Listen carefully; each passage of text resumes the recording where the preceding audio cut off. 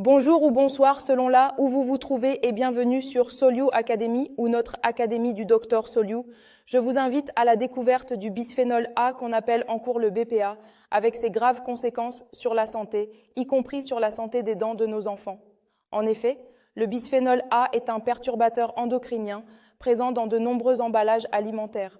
Le bisphénol A, BPA, est un composé chimique qui entre dans la composition de plastiques et de résines.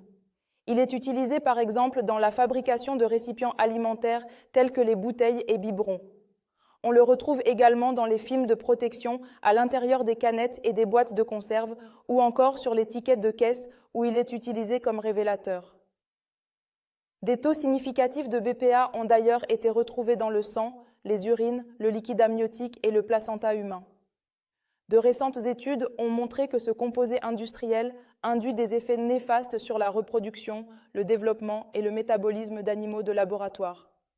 Il est fortement suspecté d'avoir les mêmes conséquences sur l'homme. Mais pourquoi serait-il dangereux? En effet, selon plusieurs études, il serait responsable des fausses couches sur les femmes enceintes, des naissances prématurées et des faibles poids à la naissance. L'exposition au BPA peut conduire également à l'obésité avec la programmation génétique, notamment avec les changements épigénétiques qui se produisent sous l'influence du BPA. Les effets sur les adipocytes et leurs fonctions sont manifestes chez l'adulte. Les effets sur le poids du corps et sur l'homéostasie du glucose sont observés même à des doses très faibles, sans oublier les effets sur le système de la reproduction et sur l'hymen de la dent. Attention donc aux sucettes et les biberons que vous utilisez si vous en utilisez, car si ces biberons et sucettes fabriqués à partir du BPA sont interdits en Occident, nous n'avons pas la certitude qu'ils ne sont pas importés dans les pays africains. Ainsi, les enfants qui auraient été exposés à ces biberons et sucettes sont susceptibles d'avoir des soucis au niveau de leur émail et une exposition à des caries répétées. On voit d'ailleurs de plus en plus certains enfants ou même des adultes qui pourtant ont une très bonne hygiène dentaire, mais qui ont une hypersensibilité dentaire avec une baisse de la minéralisation dentaire et des caries à répétition. Comme je l'avais dit plus haut, l'alimentation contribue à plus de 80% de l'exposition de la population au bisphénol A.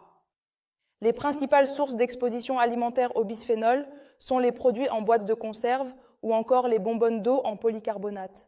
Mais que faire pour faire face à ces conséquences? Sachez que, si la réglementation est encore insuffisante dans beaucoup de pays africains, nous pourrons toutefois vous recommander quelques gestes simples à adopter pour limiter les expositions au bisphénol via l'alimentation. À cet effet, privilégiez la cuisine faite maison. Pour cuisiner, privilégiez les matériaux aptes au contact alimentaire comme le verre, l'inox, la fonte, le bois non traité. Évitez les poêles anti-adhésives, les bouilloires et les contenants en plastique. Évitez de réchauffer Parex.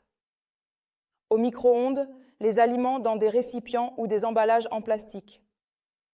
Si vous n'êtes pas sûr de la qualité des biberons et des sucettes, n'en utilisez pas au risque d'exposer vos bébés et dans la mesure du possible, limitez l'utilisation des plastiques comme contenant de tout ce qui sera avalé.